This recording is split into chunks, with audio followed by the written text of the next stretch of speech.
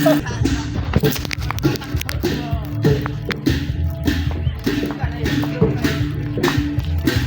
Vika Mik.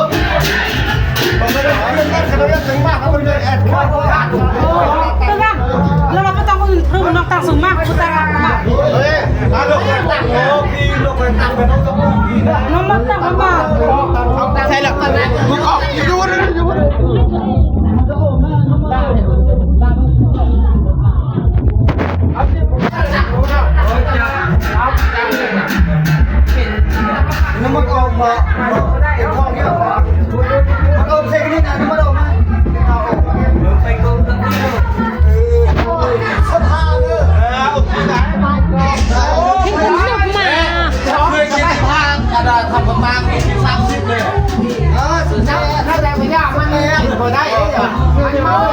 อ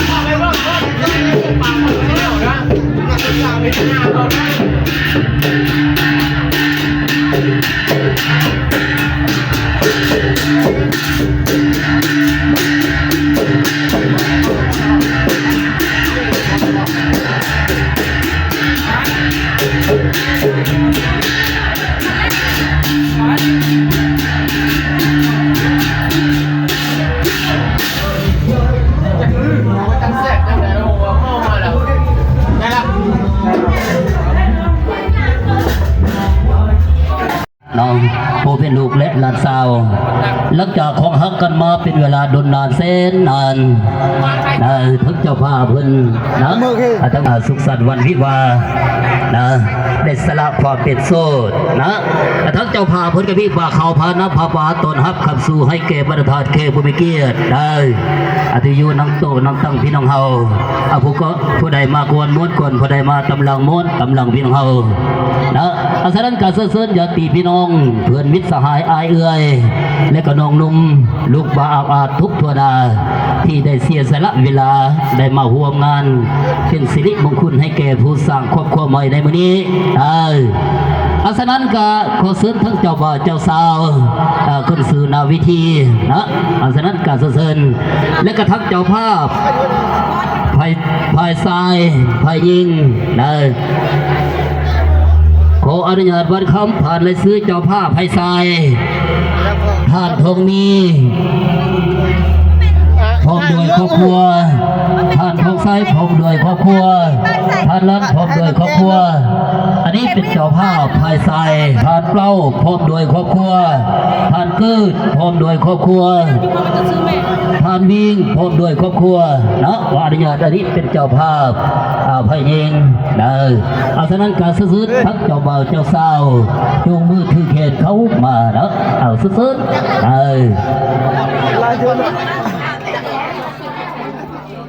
เอาเจ้าบ่าวออกมาแล้วนะเจ้าสาว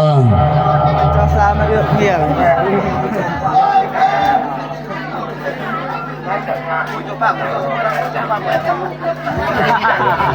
เจ้าสาวก็คือนักจันนกผู้เป็นลูกและหลานสาว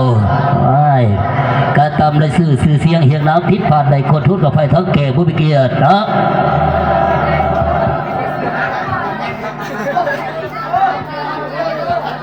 เอาเก่าแก่ไปนำฟังเสียงเพลงไปพบประธานแก่ผู้มีเกียรตินะจะบอกพวกเจ้าพาเพิ่นได้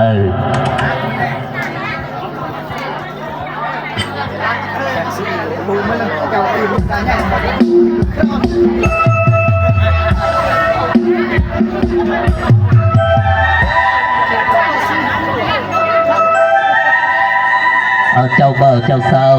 นะก็เป็นผู้เอกนางเอกเนาะโอ้ยมายืนสักคนพี่เขา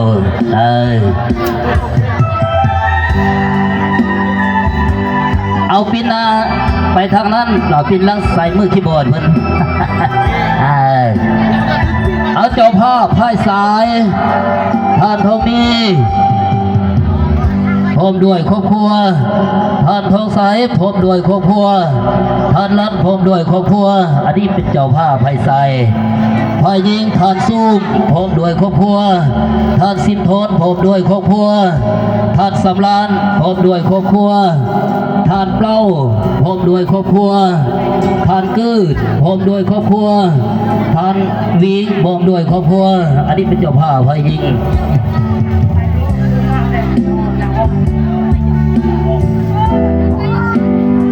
ท่านน้องหงพร้อมด้วยครอบครัวเส้นเดียวกันเป็นเท่านะเอาฉะนั้นเจ้าภาพพายยิงอยู่เบื้องซ้ายเจ้าภาพพายซ้ายอยู่เบื้องขวา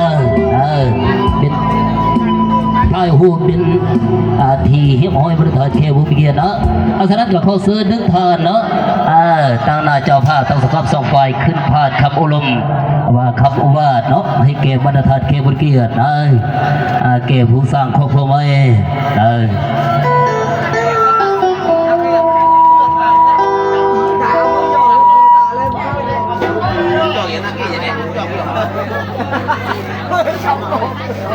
ทำเงินหรือพี่ย่อพอวางเพียงลงคืนได้หยอกดักเพียงคนโลกเอาผู้เชี่ยวผู้สาวไทยผู้ไทยห้อยไว้ทีละนึกไว้เบิ่งยามเท่าเจ้าผ้าไผ่ยิงอยู่เบื้องซ้ายเจ้าผ้าไผ่ซ้ายอยู่เบื้องขวา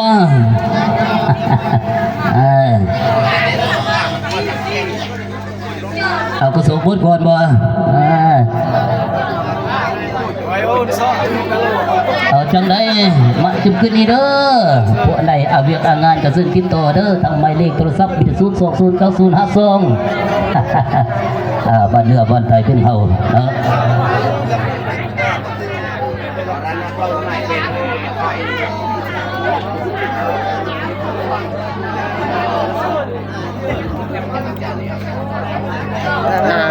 กันถ่ายวิดีโอเนาะเอาฉะนั้นขอเสน1,000ผ่านคำว่าตัวนาเขตและพูด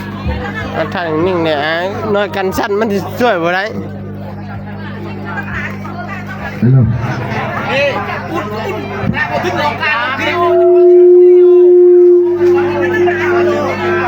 โยมสู้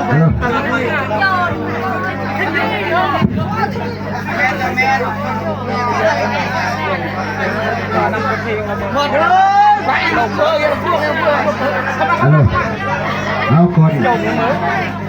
อีกใส่ตางเจ้าภาพก็เพื่อเป็นการตอบคิดกันใส่ต่อไปที่กันเนาะเอาก่อนอื่นขอเฮียนบรรดาองค์การปกครองหรือพ่อจากพี่น้องบรรดาทานแขกเกียรตินับถือทักแขกทั้งหลายโดยปฏิบัติตามที่ของเป็นนี้อันนี้งามตามกฎหมายว่าโดยครอบครัวที่พวกข้าพเจ้าได้มีพิธีสู่ขวัญจัดคืนเรือนไม้และจัดงานดองให้แก่ท้าวพรสวรรค์ทองมีชัยและนางบัวคำมีบุญเรืองคืนย่างเป็นทางการก่อนอื่นวัดข้าพเจ้าขอแสดงความยินดีต้อนรับประธานประเทศเป็นเกียรติเข้าร่วมงานของเราคนนี้ซึ่งประธานได้นำเอาความสมัครฮักเพลงงานอบอุ่นวัตถุเงินคำยาแห้งมาช่วยงานของพวกข้าพเจ้าในครั้งนี้ประธานที่นับถือและฮักเพลงงานครั้งนี้จะเกิดขึ้นได้ก็ย้อนประดับการบวชชวนอันนำคาทางด้านยาแห้งวัตถุเงินคำจริงจะให้งานของพวกเราดำเนินไปด้วยดีงานครั้งนี้ถึงแม้ว่าพวกเขาได้ห่างหาจากเรียมก็ตามแต่พวกเขาก็ปัสจาได้ครับปัญหาครับตกบุกพงเป็นต้นอาคารสถานที่กับแคบอากาศบำเรอความสะดวกอาหารการกินบดทึบาดทึกคอรวมทางการคำนับอับตอนบอสุภาพเรียบร้อยการบริการเครื่องดื่มบนถนนพวกข้าพเจ้าขออภัยเดียวพวกหักเมียแพงพวกเมียมีตลอดไปขอเชิญยกจอกและหัวมาประทานอาหารเพื่อเป็นสิริมงคลในแก่สมรสผู้ชาวสมรสในวันนี้เนาะขอขอบอกขอบใจเนาะหัวลาวไม่เจอนะตามปิด เอาผมก็ใจเนาะตัวเรื่องแต่ประกอบเอาคิดครับพี่เอา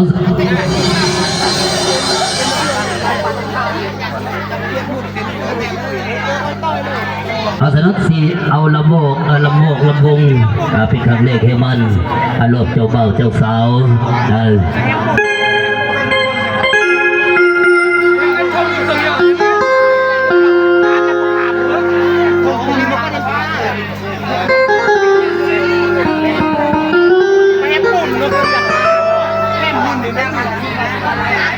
เอาเสื่อ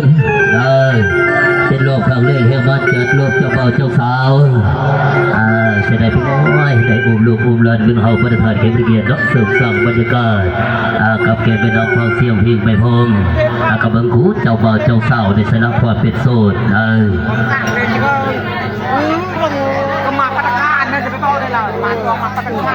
ก็เปลี่ยนไปน้ำเด้อผู้ใดมากวนม้วนคนผู้ใดมาทำลังม้วนทำลังเป็นเฮา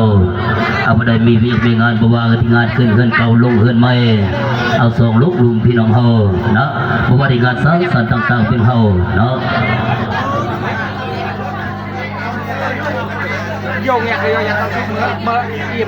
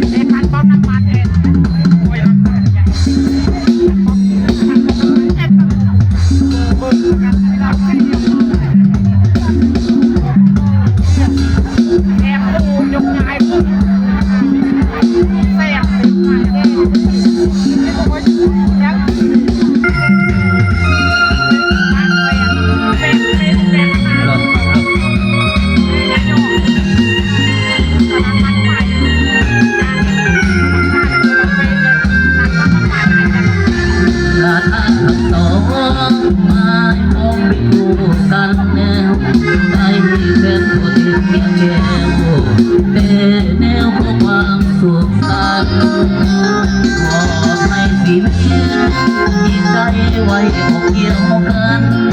ต่างข้อสำคัญไปฝันถึงวันวิวาพ่อแม่นักเรียนต่างคิดจะเกิดเสริมสร้างไว้เป็นพลาทุกอย่างให้สมดังปรารถนาให้ทุกคนสมหางสมดังลาพ่อแม่เพื่อนทุกคนพอมาได้อวยพรใส่โอ้คงหากให้ยืนยาวมันอย่าแปรผันเป็นวันที่เขาลงไปสักเสียงนึกมองโอ้จงร้องนำในแห่เกิดเป็นลูกยิงตายให้เลิศด้วยอาธิพานอาทิตย์สองต้องเป็นคู่กันเร็วได้เป็นคนเมียแก้วแนวของความสุขสันต์แม่น้ำพิพาพิไฟเอาไปให้กันรวมใจสองจงยืนมั่นต่อคำขวัญตัวเดียวมีเดียวเอาเกี่ยวกันเกี่ยวกันแล้วก็ยิงใส่กันคนใดคนยิงเป็นพยานเกี่ยวเบี้ยเนื้อ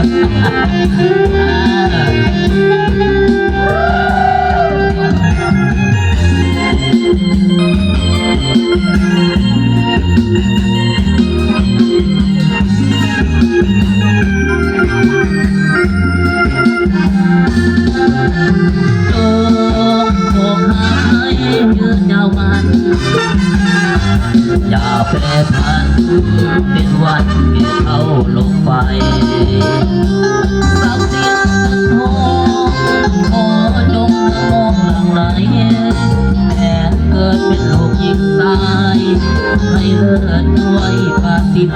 รู้